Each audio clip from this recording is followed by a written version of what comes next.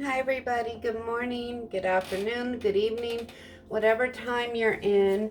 I want to go over some mediumship stuff today. If you're a medium, if you're trying to become a medium and focus and grow that um, gift, the first thing I want you to know that you're going to have to do is focus your mind.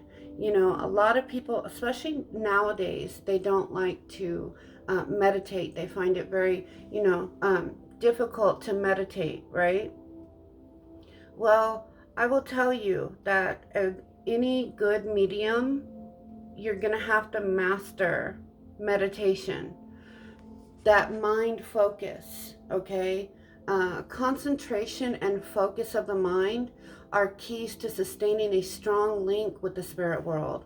To create a strong link with the spirit world, okay? It's important to build up your psychic connection so communication can move freely back and forth between the spirit world and yourself. All right. So I like to see it as like a tunnel. Okay, so I'm seeing like this tunnel. So I focus, I sit here, all right. I close my eyes. I always take those 3 intentional deep breaths.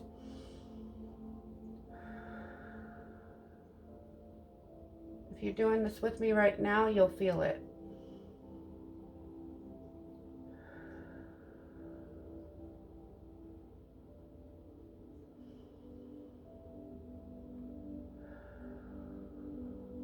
See how taking 3 intentional breaths calms you down? When you do anything with intention, there's power behind it. Even in your breath work, it can get you to a calm place. That's why a lot of times, like memes and things out there joking around will say, count to 10 when you're angry. Well, there's a reason for that. All right, so, a mind that is not focused cannot concentrate on the task at hand. Once your attention goes somewhere else, the link with the spirit world can easily be broken and you'll have to reinitiate that connection all over again. Yes. So, I will give my little secret tip on how visualization, how I do it. All right. So, as I'm taking those 3 breaths, I'm seeing myself, my thoughts, kind of push down within me. What I'm going to eat for breakfast, what I'm going to make for dinner tomorrow, what all I got to do tomorrow, da da da da da. All of that, I push all of that down. All right, so like right now, even I have my eyes closed. I'm pushing all of that down. And I see myself in this bright white tunnel. And in that tunnel is where I communicate with spirit because I have, how like at an aquarium, this is the best example. You know how like at an aquarium and you can be underwater in like a tunnel and you've seen it in movies? That's exactly how I see it. And the outside world, I cannot hear it. I do not focus on it. It melts away completely, and I am looking on the other side. That is why I have my eyes closed most of the time when I'm doing a reading, especially a mediumship reading. I mostly have my eyes closed the whole time because I'm not in this reality. I'm not on this plane. Okay, so the mind focus, all right, there are many ways to train your mind to be more focused. Meditation is one way. Simply focus on the rhythm of the breath, like I said, as you inhale and exhale. If your mind wanders, bring your awareness back to the breath. Focus only on your breath. Okay. Another way is to gaze at a single candle flame. Now, this is one I do a lot. I love candle everything. So I usually get like a bigger taper candle here, but you can focus on it. You can just focus on this. You can even, if you have the clear ones, this is a selenite one, but even this, focusing on this, can help. So you can just focus on the candlelight. Like even now. Focus on the candlelight.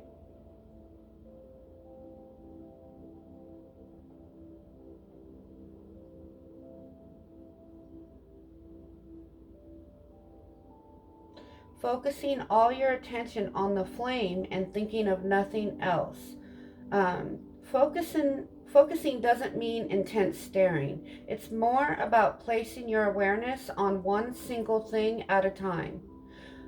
That's what meditation helps you do. It helps you focus on one thing at a time.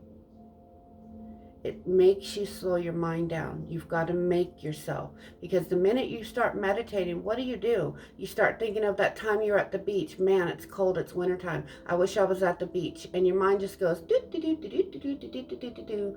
And you have to learn how to say no. Push that away. Push that away. Boom, boom, boom, boom. Focus on this. Focus on one thing. Focus on your breath. Focus on your breathing. Focus on how your fingers feel. Focus on how your head feels, your neck, your back, your dun-dun-dun-dun-dun. Okay, you know I have to make a joke because that's me. But focus on, you get the point, right? So to bring this, you can even focus on a flower. You can focus on anything, really. You can focus on, we all love crystals. Holding a crystal in your hand and just focusing on that.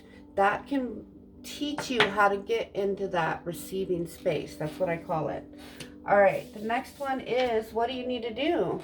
You need a turn-on switch. You need to realize that you don't always have to be on as a psychic, as a medium. You don't always have to be on and going, okay? You need a break too. You need a break from the spiritual side. You need a break from all of it, right? I know I do.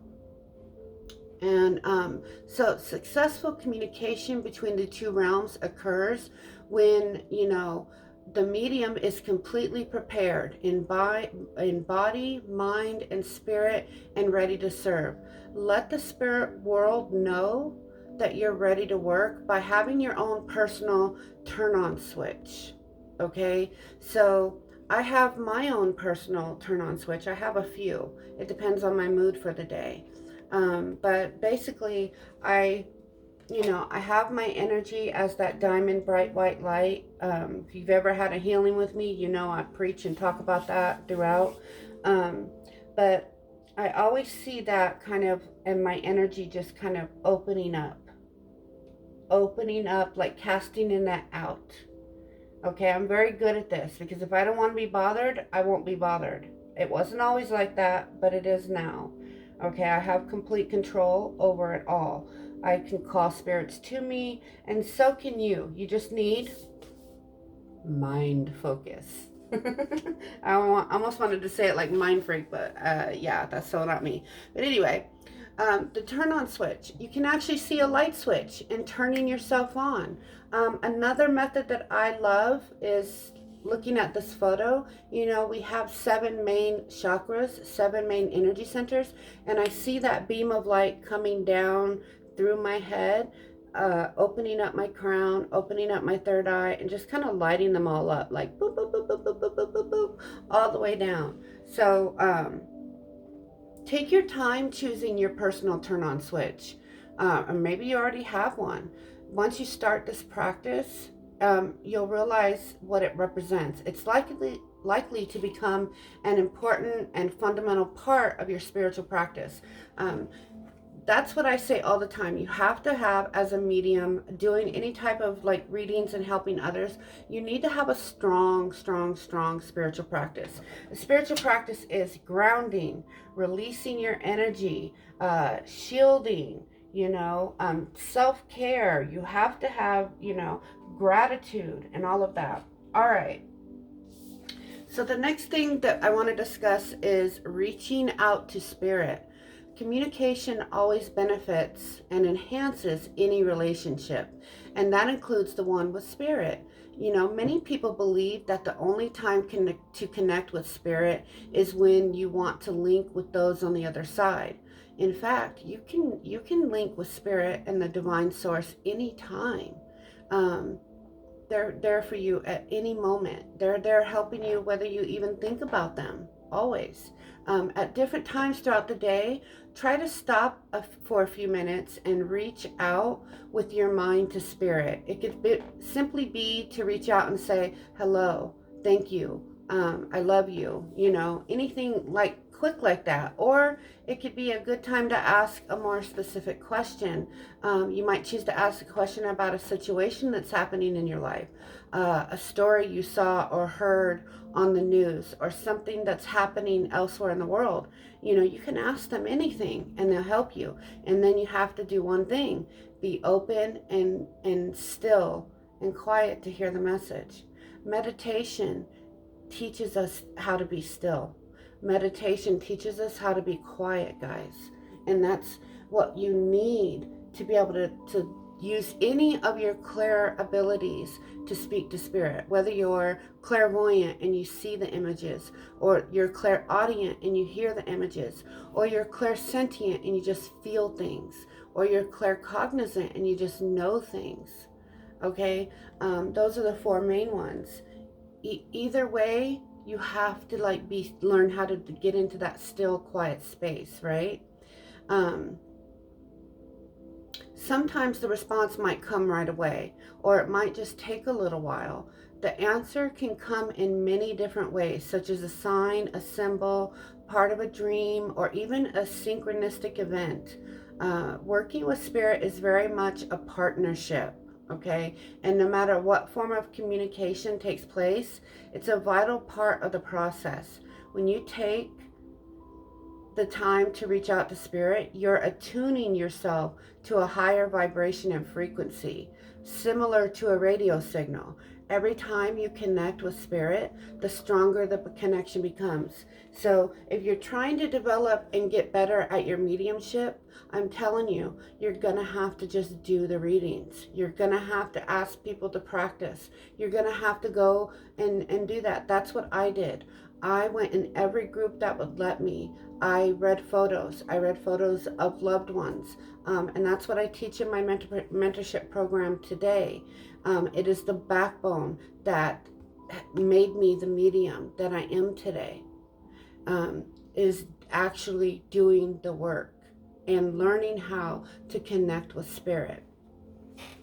All right, the last card is linking with spirit. Okay, the first and most important step when you're connecting and communicating with spirit is to create a solid and clear link. Only when the link with spirit has been established can the delicate process of authentication and validation begin. To practice linking, it's important to first become aware of how you sense the spirit world. For some, it's a quickening, as though your whole body is vibrating, a sense of inner knowing, or even seeing energy. Each and every medium works in their own unique way, and no matter how you sense spirit, just trust it's the right way for you. So for me, when I am getting into that space, I kind of start vibrating, all right? And then I start getting tingly feeling, and then I also get like a tightness, almost like anxiety in my chest. That's when I know that they're coming towards me and that connection is opening up. Know that, I will say this, okay? Having these feelings come over you, okay? Having a spirit touch you or come into your auric energy, or you're around you, it's going to bring you physical sensations and signs. Know that you're okay, okay? And I will say this, another tip is, it's always good to put out what you want. So in the beginning of my mediumship, I did have good spirits come to me, bad spirits come to me, all spirits come to me. Sometimes I would go live and have 100 spirits in my apartment, and I would be completely overwhelmed and freaking out. Because that's a lot of energy, and it just completely overwhelms the body as a medium, because I'm a physical medium. They can come into my body. They can channel through me. So you know, that's completely overwhelming. But with control, that does not happen to me any longer. Okay. With control, you'll understand and welcome these signs, and sometimes they can be painful, or not painful but uncomfortable, like the chest feeling. You know, that's really uncomfortable, right? But it doesn't last forever. Okay. And it's just a sign. Also too, when I um when I when I lost my train of thought, doing so well up until that point, right? Okay. When I link in, I welcome the confirmations. Okay, so I got it. When I'm giving a reading to a client, whether it be during a live or a private reading, especially during a private reading, because it's more intense, it's more direct, it's more personal and private. So everything and anything comes up. When I'm delivering and needing to deliver the message and the message is on me, I start having physical symptoms and signs. I start feeling really heavy. I start sweating. That's when I know that spirit is coming through me and working through me. Okay. And it's a partnership. Okay. I'm not saying this is for everybody. You'll figure out what type of medium you are over time, because you'll want to research that and look it up and see how you're a medium. And, you know, I just realized it one day when a spirit entered my body and started talking for me and showing me things. And I saw her life as if I was in her body. So that was not so pleasant. But linking with spirit, to practice linking, it's important to first become aware of how you sense the spirit world. Like I said, to establish a strong link, you can breathe in the energy, which sends a clear signal that you're ready to connect. I always call their name, and if I don't know their name, I just focus on their photo. Most mediums will use a photo, or like a belonging of theirs. If they are very, if they have like psychometry type of gifts where they can hold things, they'll want like a physical item. Okay, that will help them determine, you know, and link with the spirit deeper. Okay, a photo is a doorway in the link with spirit. When you can see their face, you can tap in and call them by energy. You don't need a name. You can call them by energy. Okay, everything is energy. When you realize how you can manipulate and control and send it and bring it and all of that, your life will be so much different and better. All right, so like I said, it's always best to practice with someone who's open to receiving a message. Share evidential information with the sitter, the client, to validate that link has been established with a recognizable loved one. All right, so you're gonna have to come correct and come with things that, one, is it fact checkable on the internet? If it is, you know, they're not really going to believe you 100%. You must, I say this as a must, you must tell them how they passed, or some things like that. It's a very good identifier if you can pick up how the spirit passed for the sitter, for the client. Okay. Another one is telling like their job or what they were into, or hobbies, or just very detailed information. And to get that information, you must meditate. You must get into that quiet space where you can hear only them. Because let me tell you, sometimes it sounds like I'm underwater trying to hear people talk to me. So it's like, meow, meow, meow, meow, meow. So thank goodness I'm clairvoyant, because I see movies and images in my head, right? But sometimes I don't get the clairvoyance. I get another clair that comes through. So, you know, yeah. Examples of evidence from a spirit would be, like I said, their relationship to the person, their hobbies, job, name, any information that you can sense that they're sending you. Keep breathing into your core as you continue the link. This will help you remain grounded and trust the validity of the connection, okay? Because especially when you first start out, you'll make that link and go, no, I'm not really doing this, and you just shut the link down yourself. So definitely, I hope that all of this helped you in some way develop as a medium, and give you some tips. If you have any questions or anything, comment below and I'll be happy to answer them. I am going to be starting, I'm putting together a class. It'll be a paid class for every 2 weeks for 2 months. So it's 4 classes, and you can pay for 1 class at a time, or you can pay for all classes at once and get a discount, okay? But they will be about psychic development, developing as a psychic. There'll be, the first week will be like a beginner week. The second week is going to be more about like linking and a bunch of other stuff. And then a third week will be about maybe tarot and all of that. I haven't put it all together yet. It's going to be starting probably March 1st.